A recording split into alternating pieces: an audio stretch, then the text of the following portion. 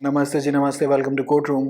बहुत ही महत्वपूर्ण अभी लीगल डेवलपमेंट हुई, जिसके अंदर रिमिशन दे दी गई कुछ 11 कॉन्विक्ट्स को गुजरात स्टेट गवर्नमेंट के द्वारा बिल्किस बानो के केस में, जहां पे बिल्किस बानो 5 महीने उस टाइम पे प्रेग्नेंट थी। उनके साथ उनकी 3 साल की बच्ची थी, जिसका कत्ल कर दिया गया। आई थिंक 11 या 14 और लोगों का कत्ल हुआ था। तो आज ज़रा डिस्कस करते हैं कि रिमिशन होती क्या है, रेमिशन का चक्कर क्या है। अगर आप क्लैट पीजी 2023 दिसंबर में जो होना है दे रहे हैं, रेमिशन ज़रूर पढ़ के जाइएगा। हाईएस्ट प्रोबेबिलिटी टॉपिक है जिसमें से सवाल पूछे जाएंगे। We will try to cover out all the relevant details in this lecture as well. ये रेमिशन क्या है, तो अगर ये बिल्ला जी दिख रहे होंगे, नेट नेट रेमिशन यही है कि कॉन्विक्ट जिसका ट्रायल ओवर हो चुका है, जिसको सज़ा मिल चुकी है, और जो 14 साल की सज़ा काट चुका है, सजा एज इन सजा जो ओरिजिनल जो उसको मिलती लाइफ इम्प्रिजनमेंट की मिली थी, 14 साल की सजा काट कर वो सरकार के पास कुछ ऐसा चेहरा लेके खड़ा हो जाता है कि देखो प्लीज, अगर देखो हो सकता है, अगर ये विकल्प हमारे पास उपलब्ध है तो आप जरा देखें, क्या करें, सोचें। तो हर किसी को कंपलसरी रेमिशन नहीं मिलती। रेमिशन अब ऐसा भोला चेहरा देखकर काफी लोग पिघल जाते हैं। वो कहते चलो कोई बात नहीं, तुम्हारा बाकी की सज़ा माफ़ कर देते हैं। 14 साल तुमने काट ली है, बहुत ज़्यादा अपने जीवन की ऑलमोस्ट एक चौथाई तो नहीं, लेकिन जितना भी एक परसेंटेज, अच्छी परसेंटेज तुमने जेल में बिताई है, तो अब तक तुम सुधर गए होगे, इसलिए राम राम करते हैं आपको। तो रेमिशन होती है कि सज़ा को कम कर देना। बेसिकली अब लाइफ इम्प्रिजनमेंट करी थी, लाइफ इम्प्रिजनमेंट से केवल 18 साल कर दी, 16 साल कर दी, 15 साल कर दी, जो भी अमाउंट जो आपने काट चुके हैं जेल में, उतनी करके आपको बेसिकली आपका सेंटेंस हमने कम कर दिया। तो कम्यूटेशन कुछ और होती है, सस्पेंशन कुछ और होती है, मैं उन मामलों में नहीं जाऊंगा। ये पावर हमारे पास, ये पावर इनका ये बोला चेहरा देख के फाइनल ऑर्डर जो पावर है किस किस के पास है, आर्टिकल 72 में प्रेसिडेंट के पास है, 161 में गवर्नर के पास है। तो गवर्नर, इन दो कॉन्स्टिट्यूशनल अथॉरिटीज के द्वारा ये पावर एक्सरसाइज की जाती है। लेकिन ये है कॉन्विक्ट्स के लिए। कॉन्विक्ट मतलब पहले एक ट्रायल हुआ है किसी निचले निचले कोर्ट में, वहां पे आपको सजा मिली है और आप अंदर गए हैं और आपने एक फिक्स्ड पीरियड काटा है जो कि मिनिमम 14 साल है in the case of life imprisonment.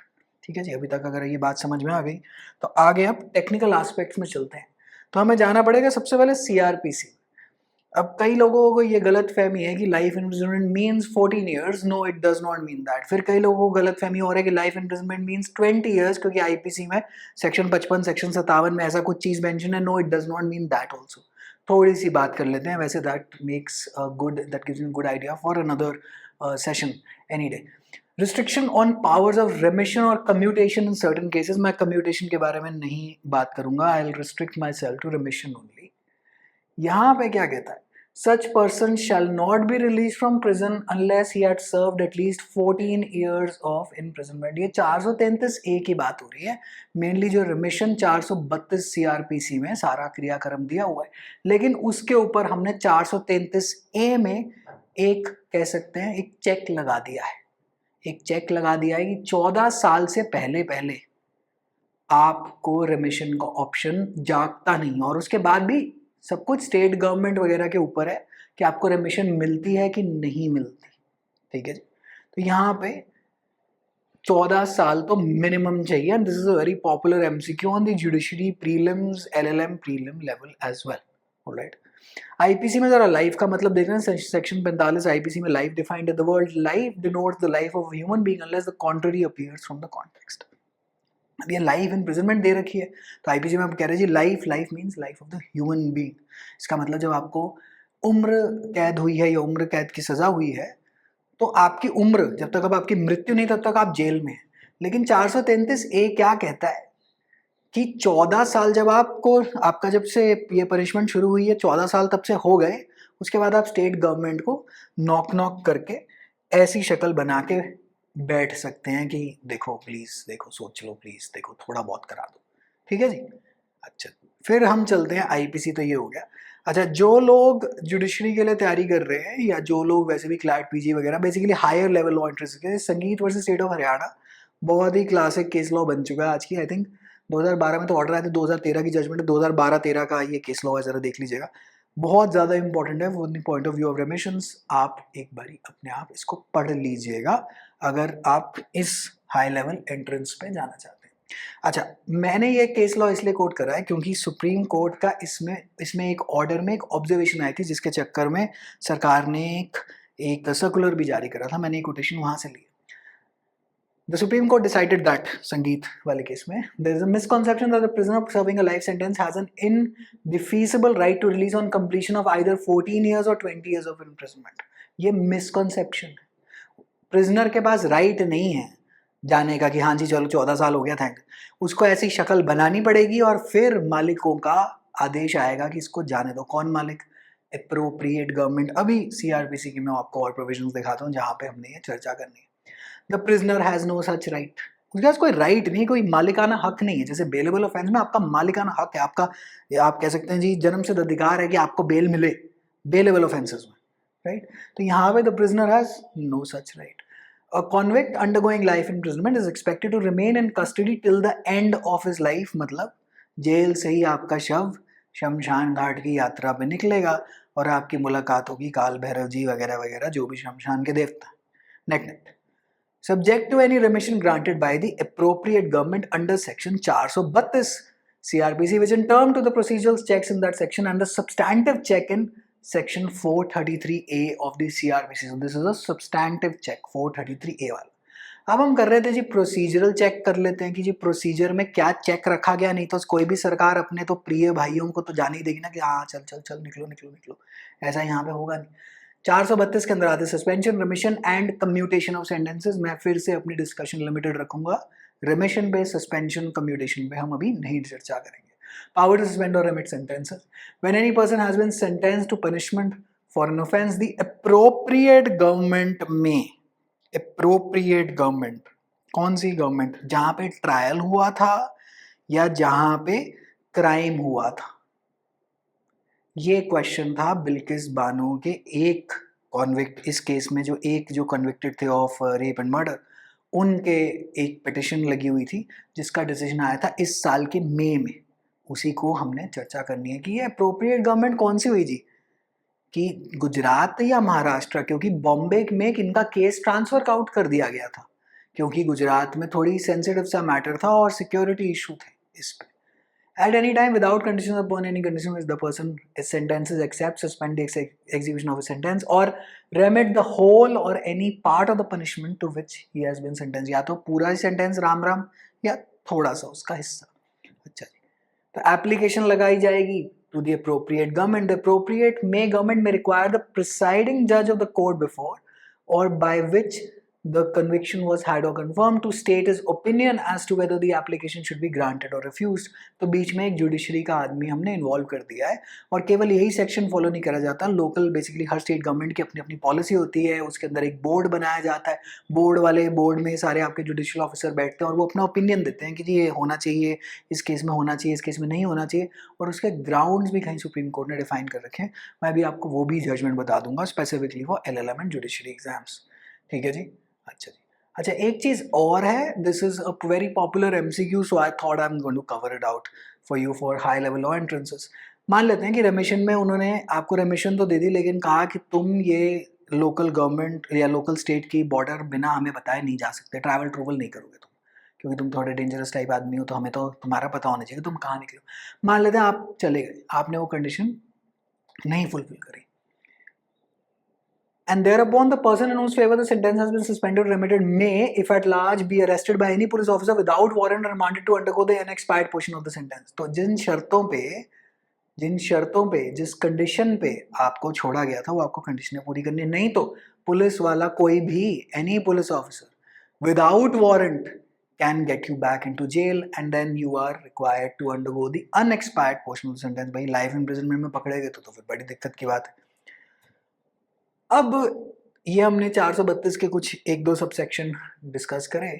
अब आती है जी जजमेंट। जजमेंट क्या आ रही है? जजमेंट आ रही है 13 मई 2022 को राधेश्याम भगवान दास शाह, ये इनका नाम है, एक आदमी का, versus state of Gujarat and DNR। अब यहाँ पे क्राइम जो है हुआ गुजरात में, केस लगा बॉम्बे में। इनका सवाल था कि भाई साहब ऐसा है, ट्रायल चला बॉम्बे में, गिल्टी में पाया गया बॉम्बे में, अब मुझे बताओ कि भैया मैं क्या करूं, मैं मतलब कहाँ जाऊं? बॉम्बे वाले कह रहे गुजरात जाओ, गुजरात वाले कह रहे बॉम्बे जाओ, क्या करें? तो इन्होंने सुप्रीम कोर्ट से इस पर एक आंसर मांगा। तो यहाँ पे सुप्रीम कोर्ट ने कहा कि ऐसा है, सुनो, ट्रायल तो बॉम्बे में हुआ ड्यू टू सिक्योरिटी रीजंस, लेकिन क्राइम आपने कहाँ करा? गुजरात में करा। तो गुजरात हाई कोर्ट में जाके एप्लीकेशन लाओगे रिमिशन की, वो स्टेट गवर्नमेंट से पूछेगी कि हाँ भैया क्या करना है, क्योंकि यही पॉलिसी है 432 के अंडर। ठीक है जी। तो अब इन्होंने कहा कि जी मेरे को 21 जनवरी 2008 को मेरा ये आपकी जजमेंट आई थी, तब से मैं 15 साल और 4 महीने काट चुका हूँ, तो मेरे पास एक ऑप्शन खुलता, हक नहीं, ऑप्शन है कि मैं आपके पास एप्लीकेशन लगाऊं, तो प्लीज़ इसको आप कंसिडर करें।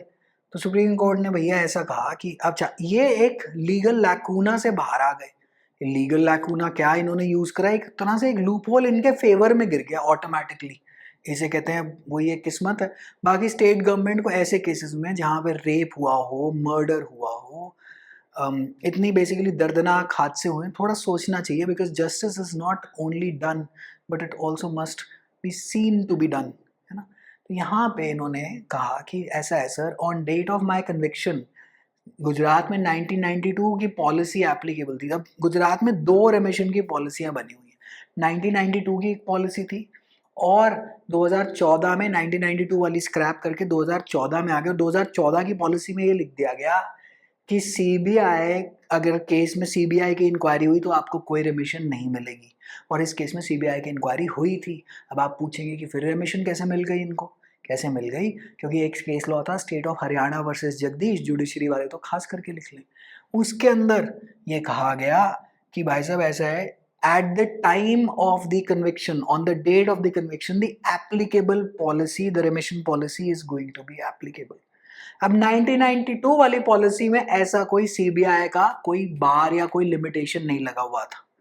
तो इनके ऊपर ये जो हमारे जो ये बिल्किस बानो वाले जो केस में ये जो 11-12 बंदे जो भी है, इनके ऊपर 1992 की पॉलिसी लगी और उसके तहत तो सरकार is completely free to grant them remission, जो कि उन्होंने इवेंचुअली कर भी दिया। तो उन्होंने, सुप्रीम कोर्ट ने कहा कि जी ऐसा है, आप गुजरात के अंदर ही गुजरात वाले ही डिसाइड करेंगे, महाराष्ट्र में तो जस्ट आपकी सिक्योरिटी रीजन के लिए हमने इधर भेजा। तो the appropriate government in this case is Gujarat. Okay, तो यहाँ पे 432 सबसेक्शन 7 में आपका सारा खेल है। The expression appropriate government means, ये इन्होंने यहाँ पे दे रखा। तो ये अप्रोप्रिएट गवर्नमेंट बेसिकली यहाँ पे कि जी लड़ाई थी, तो इसमें गुजरात का डिसीजन आ गया। तो सुप्रीम कोर्ट ने कह दिया कि जी Gujarat is the appropriate government. आप गुजरात हाई कोर्ट, क्या बोलते हैं, गुजरात हाई कोर्ट के पास जाएं और वहाँ पे आप अपनी एप्लीकेशन लगा लीजिए। अच्छा जी, अब एक चीज़ और जो केवल स्टूडेंट्स ऑफ लॉ जो हायर लेवल लॉ एंट्रेंस दे रहे हैं, दिस ये case law Lakshman Naskar versus Union of India सन 2000, the SC laid down 5 grounds on which remission is considered. Whether the offense is an individual act of crime that does not affect the society, whether there is a chance of the crime being repeated in the future, whether the convict has lost the potentiality to commit crime, whether any purpose is being served in keeping the convict in prison, and socio-economic condition of the convict's family. ये सब supreme court ने कहा कि ये सब, ये जो आपके जो स्टेट पे जो बोर्ड बनता है इनको रेमिशन देने वाला, उसको दिमाग में रखना चाहिए। अब आज आई थिंक 25 अगस्त को ये सुप्रीम कोर्ट ने नोटिस जारी करा, because this order of रेमिशन has been challenged in the supreme court. तकरीबन मेरे हिसाब से, वैसे तो मुझे आज ही उम्मीद थी कि एन.वी. रमन्ना जी रिटायर हो रहे हैं तो शायद क्या पता कोई ये वाला डिसीजन दे जाएं, but law doesn't work that fast in fact. तो मेरे हिसाब से और महीने डेढ़ के अंदर इसके ऊपर डिसीजन आएगा, but hopefully the process is clear to you कि रेमिशन क्या होती है, 14 साल का फंडा क्यों है, लाइफ इम्प्रिजनमेंट क्या होती है, ये लोग निकले कैसे हैं, और क्या स्टेट गवर्नमेंट को ये करना चाहिए, नहीं करना चाहिए। खैर आपको क्या लगता है, आप लिखें कमेंट्स में। वैसे तो मैं ज़्यादातर किसी को कोई कमेंट वमेंट करने को कभी कुछ मैं बोलता नहीं, but I would like to know your viewpoint. आपको क्या लगता है? वैसे तो I don't think that is this is indefensible. यहाँ पे इस चीज़ को डिफेंड नहीं किया जाता, नहीं किया जा सकता। ये तो ऑलमोस्ट वो हो गया कि वो जो निर्भया वाला जो केस हुआ था और उसके अंदर वो वाले रेपिस्ट को हमने रेमिशन दे दी। तो यहाँ पे भी मोस्टली बच्चे का भी कत्ल हुआ था, 3 साल की बच्ची थी, काफ़ी सारे वहाँ पे आदमी थे। बेसिकली क्या हुआ था कि एक ट्रक जा रहा था जिसमें ये लोग छुप छुपा के जा रहे थे, छुप छुपा के, थैंक्स टू सिक्योरिटी रीजंस, क्योंकि उस टाइम पे 2002 में दंगे हो गए थे गुजरात में। तो उसमें ये, और ये ऊपर से 5 महीने प्रेग्नेंट भी थी, और ये सारे लोग कॉन्विक्टेड हैं, इनके ऊपर कोर्ट में चार्ज प्रूव किया जा चुका है, तो इनको छोड़ना बहुत ज़्यादा एक तरह से कह सकते हैं क्वेश्चनेबल डिसीजन है। अब इसकी क्या मोरालिटी, एथिकलिटी, पॉलिटिक्स है, वेरी फ्रैंकली हमें तो नहीं पता उतना कि यहाँ पे क्या होता है। मैं कानून बता सकता हूँ, लेकिन कानून के हिसाब से अब यहाँ पे कानून के हिसाब से स्टेट गवर्नमेंट के पास पावर थी, उन्होंने एक्सरसाइज कर दी। अब सुप्रीम कोर्ट ये देखेगा कि क्या इन्होंने अपनी मन मर्जी तो नहीं चलाई इनको बाहर निकालने के लिए। और देखते हैं कि क्या बोलते हैं बिल्किस बानो जी अपना क्या ओपिनियन रखती हैं कि क्या सिक्योरिटी थ्रेट है और क्या मतलब बेसिकली ओवरऑल अभी क्या चर्चा होनी है इस पर, क्या जजमेंट आती है। तो पार्ट 2 इस सेशन का तब हम लोग चर्चा उस पर विस्तार से करेंगे। ठीक है जी, तो होपफुली रेमिशन का फंडा आपको क्लियर हो गया हो। Alright, wishing you all the very best, take care, bye.